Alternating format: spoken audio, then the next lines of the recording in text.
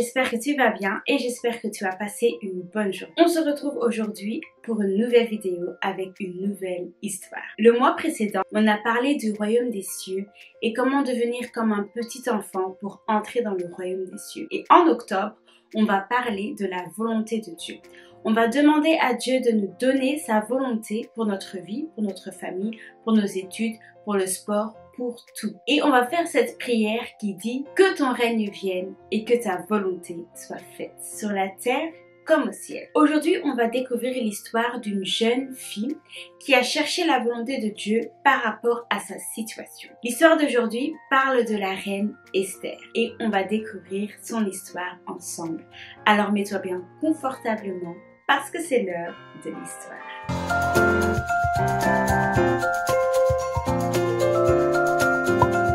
L'histoire se déroule dans un grand royaume qui part de l'Inde à l'Éthiopie. Le roi qui régnait en ce temps-là s'appelait le roi Assuérus et il régnait sur 127 provinces. Le roi Assuérus habitait à Suse dans la capitale. Un jour, le roi a eu la merveilleuse idée d'organiser un grand festin pour montrer sa richesse et son royaume. Il a invité tous les princes et tous les serviteurs et ce festin a duré 180 jours. Après ce grand festin, le roi a décidé d'organiser un autre festin, mais cette fois-ci pour tout le peuple et ce festin allait durer 7 jours. Il avait tout préparé, décorations, musiciens et les plus beaux vêtements. Tout était prêt. Les gens s'amusaient, ils dansaient, ils buvaient, ils faisaient ce qu'ils voulaient. Personne ne les dérangeait. Le roi Assuérus n'était pas le seul à organiser un grand festin. La reine Vashti, la femme du roi Assuérus, avait aussi un festin pour les femmes dans la maison royale. Le dernier jour de ce festin, le roi Assuérus a appelé la reine Vashti car il voulait la montrer à tout le peuple. Mais la reine Vashti a refusé. Elle ne voulait pas venir auprès du roi. Et quand le roi Assuérus a entendu que la reine Vashti ne voulait pas venir, il s'est énervé. Il s'est dit, comment est-ce que la reine Vashti peut refuser ce que je lui dis? Pourquoi elle me désobéit? À cause de la désobéissance de la reine Vashti, le roi, les serviteurs et tous les sages avaient décidé qu'elle ne pouvait plus rester la reine pour longtemps. La reine Vashti devait quitter la maison royale. Pourquoi la reine Vashti ne pouvait plus rester dans la maison royale? Il y avait un autre homme qui habitait à Suse. Cet homme s'appelait Mardoché. Mardoché habitait avec sa cousine Hadassa. Hadassa est l'autre prénom d'Esther. Esther avait perdu ses parents et elle avait été adoptée par Mardoché. Mardoché veillait sur elle, il prenait soin d'elle et la protégeait et la surveillait. Esther était très belle, elle avait une belle taille et une belle figure. Quand le roi avait décidé de chasser la reine Vashti de la maison royale, les serviteurs et tous les sages lui avaient dit qu'il devait maintenant trouver une autre reine.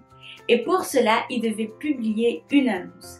Et cette annonce disait qu'on devait ramener toutes les jeunes et belles femmes dans la maison royale. Les serviteurs étaient partis chercher toutes les jeunes et belles femmes partout dans le royaume.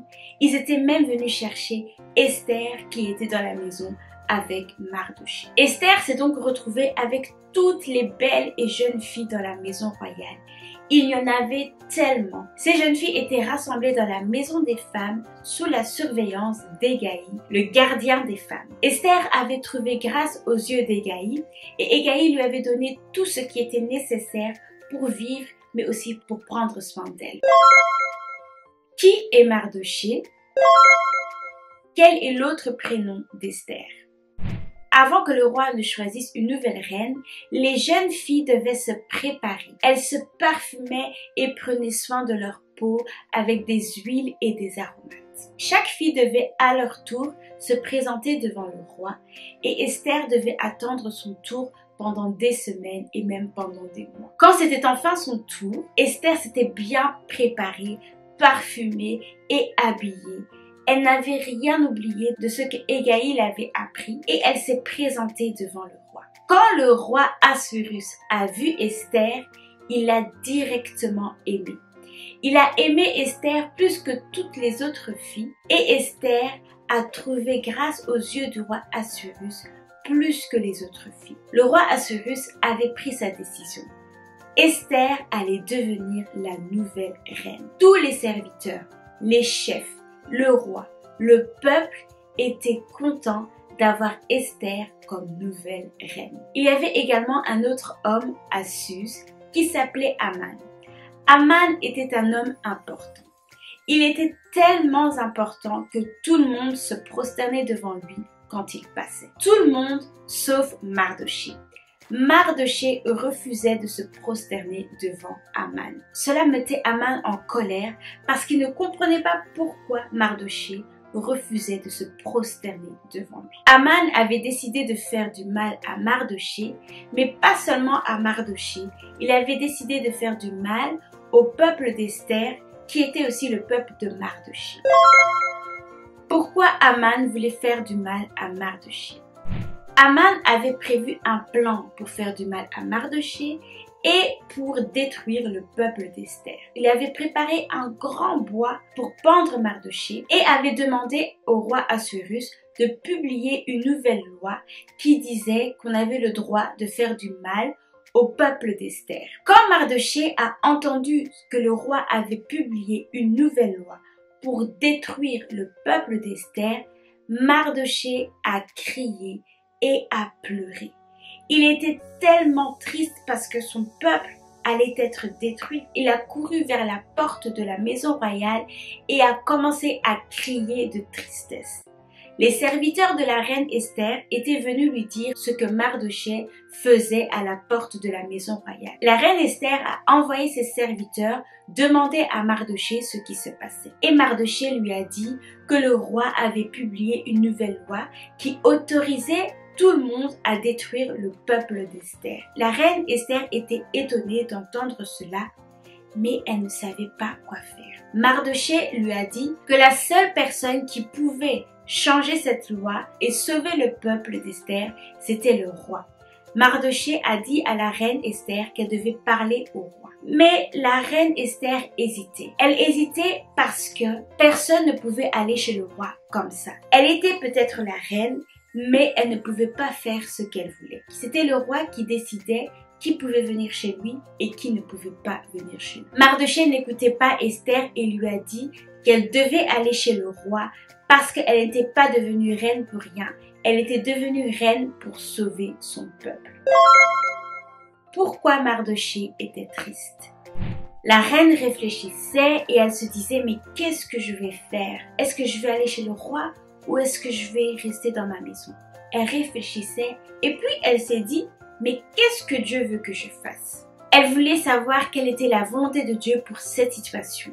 Alors elle a dit à Mardoché qu'elle allait jeûner pendant 3 jours et 3 nuits, qu'elle allait uniquement prier pour demander la volonté de Dieu et pour demander son aide. Elle a dit à Mardoché qu'il devait faire la même chose avec tout le peuple. Les servants d'Esther, le peuple, Mardoché et la reine Esther ont jeûné pendant 3 jours et 3 nuits.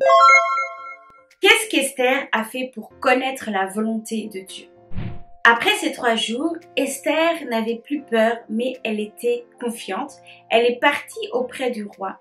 Et quand le roi l'a vue, il l'a fait entrer dans sa chambre et lui a demandé ce qu'il pouvait faire pour elle. La reine Esther a expliqué qu'il y avait une loi qui disait qu'on pouvait détruire le peuple d'Esther. Et quand le roi Assuérus a entendu cela, il s'est fâché et il voulait savoir qui avait publié cette loi. Esther lui a dit que c'était Aman. Et quand le roi a vu Aman, il a dit qu'on le pende sur le bois. Le roi s'était enfin calmé, mais malheureusement, il ne pouvait rien faire par rapport à la loi qui avait été publiée. La seule solution était de publier une nouvelle loi. Et la nouvelle loi disait que le peuple d'Esther avait le droit de se défendre quand on allait venir pour leur faire du mal. Le jour de la bataille, le peuple d'Esther s'est très bien défendu. Les gens craignaient ce peuple et plus personne n'osait leur faire du mal. Voilà, c'était l'histoire d'aujourd'hui. J'espère que l'histoire t'a plu et que tu as pu apprendre de nouvelles choses.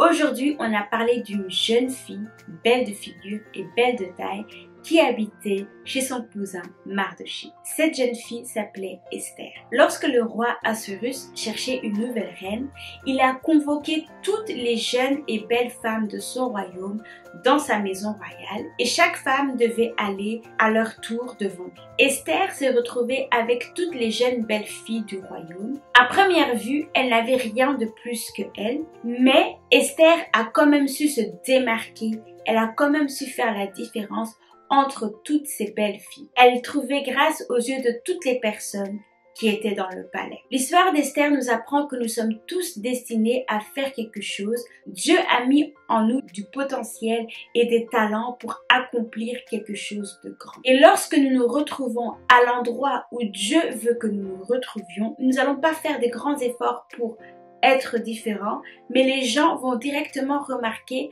qu'il y a quelque chose en nous qui est différent. Tout ce que nous faisons a un but précis. Tout ce qui se passe dans notre vie a un but précis. Si nous sommes dans cette école, c'est pour un but. Si nous sommes dans cette famille, c'est pour un but. Si nous sommes dans ce travail, c'est pour un but. Si nous sommes dans cette maison, dans cette ville, dans ce pays, c'est pour un but. Dieu peut sauver la vie d'une personne juste parce que toi, tu es dans cette école-là. Dieu peut changer la vie d'une personne juste parce que toi, tu te retrouves dans ce club sportif. Dieu peut t'utiliser pour transmettre son amour à une personne qui manque d'amour. Tout ce qui se passe a un but précis et rien ne se passe par hasard. Tu n'es pas ici par hasard.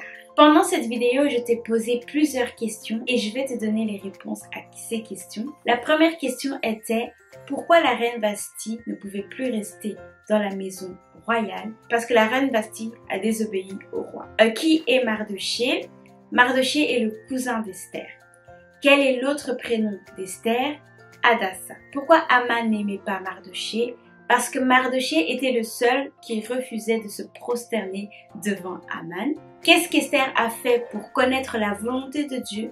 Elle a jeûné pendant 3 jours et 3 nuits avec tout le peuple, Mardochée et ses servantes. Et pourquoi Mardochée était triste? Parce que Aman avait publié une loi qui disait que tout le peuple d'Esther, donc son peuple aussi, devait être détruit. Avant de se quitter, je vais te donner la phrase de la semaine, la phrase de la vidéo que tu peux répéter chaque matin avant d'aller à l'école et chaque soir avant de dormir.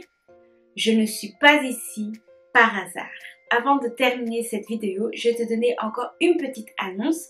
Depuis le 1er octobre jusqu'au 14 octobre, on a lu ensemble le livre d'Esther et ces vidéos sont disponibles sur ma page Instagram. Le 16 octobre, il y aura la vidéo entière qui sera disponible sur ma chaîne YouTube. Tu pourras écouter l'histoire de la reine Esther dans son entièreté comme elle est écrite dans la Bible.